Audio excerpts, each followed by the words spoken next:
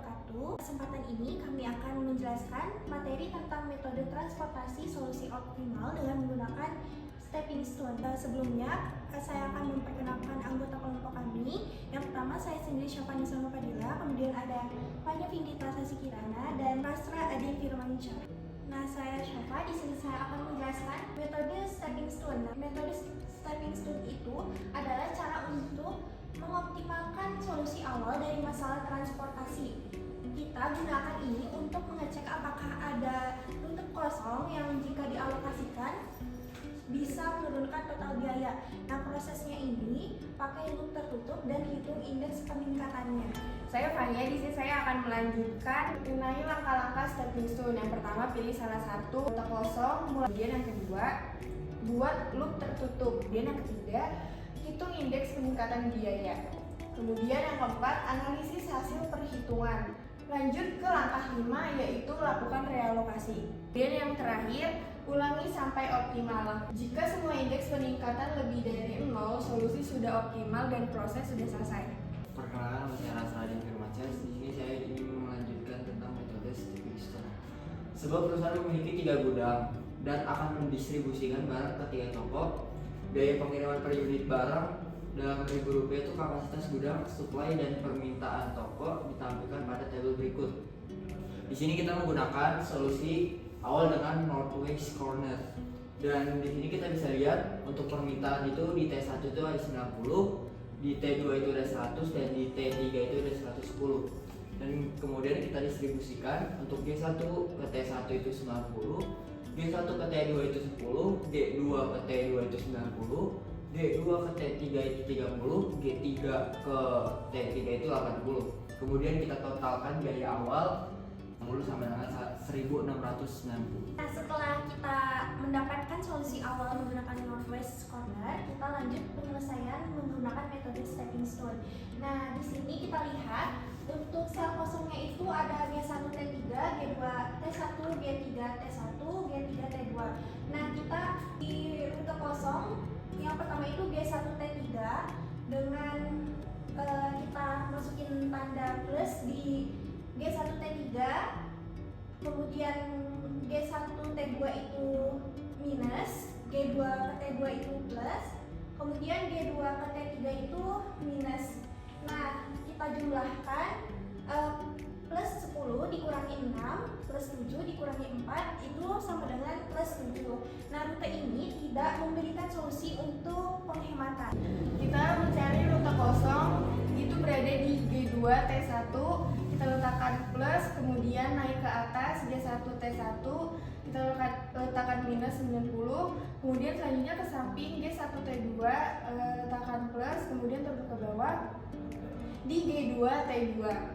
Kemudian selanjutnya kita hitung plus 9 dikurang 8 ditambah 6 dikurang 7 sama dengan 0. Nah, rute ini tidak memberikan solusi untuk penghematan.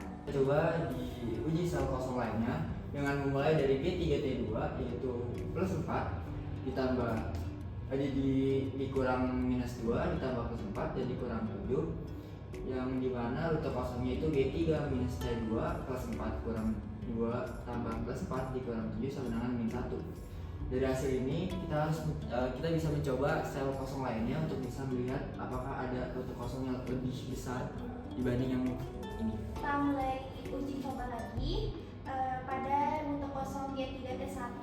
Nah, kita lihat G3T1 itu memiliki sel yang kosong, kita beri tanda plus di situ, kemudian ke atas G1T1 itu beri tanda minus, kemudian G1T2 itu dengan tanda positif, kemudian G2 ke T2 itu dengan tanda minus, kemudian G2T3 dengan tanda plus, dan G3 ke T3 itu dengan tanda minus.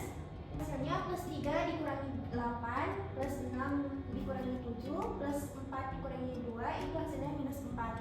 Nah, ini bisa menjadi suatu penghematan biaya karena nilai diambil dari nilai negatif terbesar. Nah, ini bisa dipilih untuk realokasi. Nah, selanjutnya di sini kita mencari nilai terkecil di posisi minus, yaitu ada di G1 T1 minus 90, di G2 T2 itu juga 90, kemudian G3 dan T3 itu 80. Kemudian ketemu hasilnya minimal minusnya 80. Pada akhirnya kita akan mengalokasikan kembali. Selanjutnya kita akan mengalokasikan dari hasil minus terkecil tadi, yaitu yang dari G3 T3 itu ada di 80. Kemudian kita alokasikan ke G3 T1 yang menjadi plus 80. Terus kemudian kita lanjutkan dari G1 T1 yang sama dengan 90 minus 80 sama dengan 10. Selanjutnya itu ada G1 T2 yang sama dengan 10 tambah 80 itu sama dengan 90. Kemudian kita lanjut ke G2 T2 yang 90 minus 80 menjadi 10. Selanjutnya itu ada G2 T3 sama dengan 30 plus 80 sama dengan 110. Dan yang terakhir itu ada G3 minus 3 T3 sama dengan 80 dikurang 80 sama dengan 0.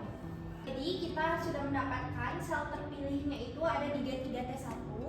Nah, kita hitung total biaya barunya yaitu 10 kali 8 ditambah 90 kali 6 ditambah 10 kali 7 ditambah 110 kali 4 ditambah 80 kali 3 sama dengan 1370. Kesimpulan dari metode stepping stone ini adalah berdasarkan perhitungan total biaya distribusi awal dengan metode Northwest Corner adalah 1.690. Setelah evaluasi dan realokasi menggunakan metode stepping stone, total biaya turun menjadi 1.370. Metode stepping stone berhasil mengoptimalkan distribusi dan menghemat biaya sebesar 320. Sekian dari kelompok kami, kurang lebihnya mohon maaf. Wassalamualaikum warahmatullahi wabarakatuh.